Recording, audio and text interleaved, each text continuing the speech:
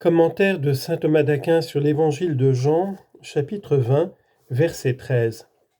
Les anges lui demandèrent : « Femme, pourquoi pleures-tu ? » Elle leur répondit : « Parce qu'on a enlevé mon Seigneur, et je ne sais pas où on l'a mis. »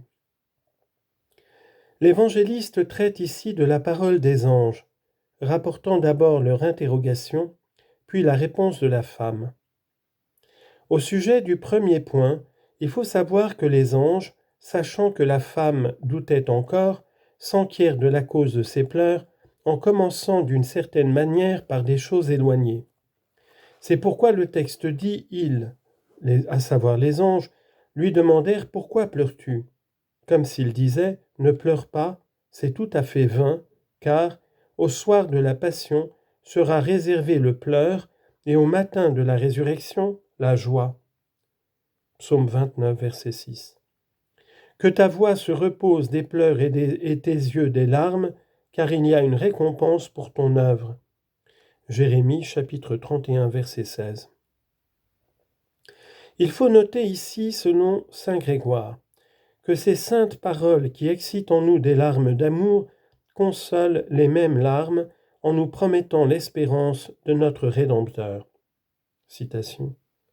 Selon la multitude des douleurs qui étaient dans mon cœur, tes consolations ont réjoui mon âme. Psaume 93, verset 19.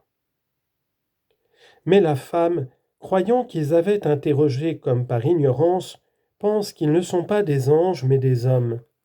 Et elle leur expose la cause de ses pleurs.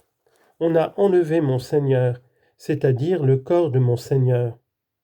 Là, elle désigne la partie par le tout, comme nous confessons que le Seigneur Jésus-Christ, le Fils de Dieu, a été enseveli, alors que seule sa chair a été ensevelie, puisque sa divinité n'a pas abandonné sa chair. Et je ne sais pas où on l'a mis, ce qui était la cause de sa désolation. Elle ne savait pas où aller et le trouver pour consoler sa douleur. Mais avoir une chose qui a appartenu à l'ami, cela va-t-il consoler celui qui aime ? Selon Augustin, cela va plutôt le faire souffrir. C'est pourquoi il dit lui-même qu'il fuyait tous les lieux dans lesquels il avait vécu avec son ami. Et cependant, Chrysostome dit que cela va le consoler. Mais les deux sont vrais. En effet, dans toutes les réalités où joie et tristesse sont mêlées, l'espérance de la réalité désirée est cause de joie. Citation : « Joyeux dans l'espérance, patient dans la tribulation. » Romains 12, 12. Cependant, elle est aussi cause de tristesse, car l'espérance déçue afflige l'âme. Proverbe 13, 12.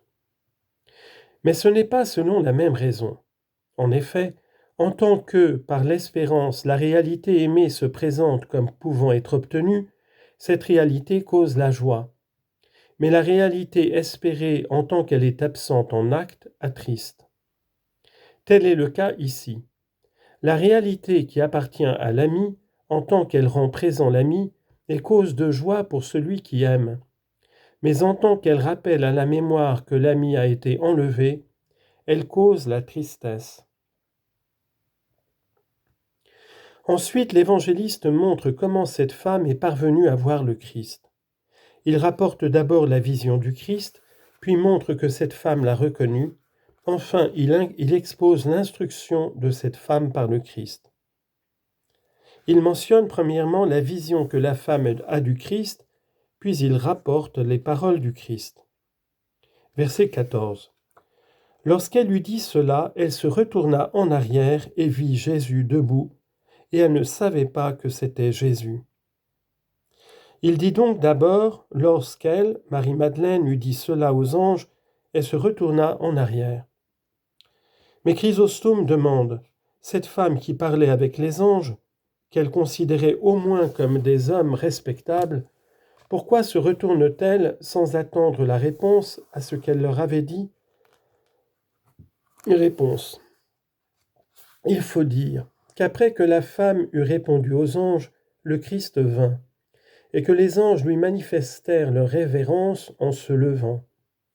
Voyant cela, la femme étonnée regarda en arrière pour savoir devant quoi il s'était levé. De là vient que Luc rapporte que les anges ont été vus debout. Chapitre 24, verset 4. Ainsi s'étant retournée en arrière pour regarder, elle vit Jésus debout, et elle ne savait pas que c'était Jésus. En effet, elle voyait sous une apparence non glorieuse, celui que les anges, le voyant glorieux, honoraient. Il nous est aussi montré par là que si quelqu'un désire voir le Christ, il doit se tourner vers lui. Citation, « Tournez-vous vers moi, dit le Seigneur des armées, et je me tournerai vers vous. » Zacharie 1,3. Ceux-là parviennent à le voir qui se convertissent totalement à lui par l'amour. Citation, « La sagesse se porte au-devant de ceux qui la désirent. » Sagesse 6,14. Au sens mystique, cela signifie que cette femme avait tourné le dos au Christ par l'infidélité, mais quand son âme s'est convertie pour le connaître, elle s'est retournée en arrière. Mais pourquoi ne l'a-t-elle pas reconnu puisqu'il était le même ? Disons qu'il en fut ainsi, soit parce que celui qu'elle avait vu mort, elle ne le croyait pas ressuscité, soit parce que ses yeux étaient empêchés de le reconnaître, comme il est dit des 2 disciples allant à Emmaüs. Luc chapitre 24, verset 16. L'évangéliste expose d'abord l'interrogation du Christ, puis la réponse de la femme. Verset 15. Jésus lui dit, « Femme, pourquoi pleures-tu ? Que cherches-tu » Au sujet du premier point, il faut savoir que cette femme progresse peu à peu, car les anges s'enquièrent de la cause de ses pleurs, mais le Christ interroge pour savoir ce qu'elle cherche. En effet, les pleurs étaient causés par le désir de la recherche. Il interroge donc pour savoir qui elle cherche, pour augmenter son désir, afin qu'en nommant qui elle cherchait, son amour devienne plus ardent, et qu'ainsi elle recherche toujours. Citation, « Recherchez sans cesse sa face » Psaume 104, verset 4. Et encore, « Le chemin des justes est comme une lumière de l'aube dont l'éclat grandit jusqu'au plein jour. » Proverbe 4, 18. L'évangéliste rapporte ensuite la réponse de la femme, et d'abord l'opinion qu'elle avait de celui qui interrogeait, puis il rapporte les paroles de sa réponse. Verset 15. Elle, pensant que c'était le jardinier, lui dit, « Seigneur, si c'est toi qui l'as emporté, dis-moi où tu l'as mis, et moi j'irai le prendre. » Elle pensait que c'était le jardinier, car elle savait que les gardes, terrifiés à cause des anges, avaient déjà fui, et que personne n'occupait les lieux, sauf celui qui les cultivait. Comme le dit saint Grégoire, cette femme, tout en se trompant, ne se trompa pas en croyant que le Christ était le jardinier, car il plantait dans son cœur les semences des vertus par la force de son amour. Citation, « J'ai dit, j'arroserai les plantations de mon jardin, et j'enivrerai le fruit de ma prairie. » Siracide, chapitre 24, verset 42. Elle lui répondit, « Seigneur, si c'est toi qui l'as emporté, dis-moi. » Elle l'appelle Seigneur pour capter sa bienveillance. Mais comme celui-ci venait d'arriver et qu'elle ne lui avait pas dit qui elle cherchait, pourquoi dit-elle, si c'est toi qui l'as emporté, qui lui ?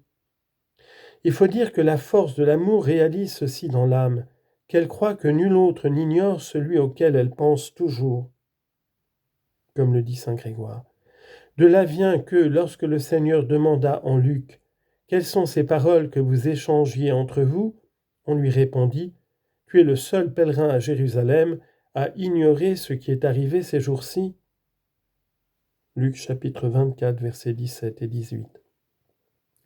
Mais pourquoi dit-elle « Si c'est toi qui l'as emporté, dis-moi où tu l'as mis, et moi j'irai le prendre. » Admirable audace de cette femme, que l'aspect d'un mort ne terrifie pas, et qui dans sa vaillance désire plus qu'elle ne le peut, emporter le lourd cadavre d'un mort. Mais c'est bien ce que dit la première épître aux Corinthiens, la charité espère tout. 1 Corinthiens chapitre 13 verset 7.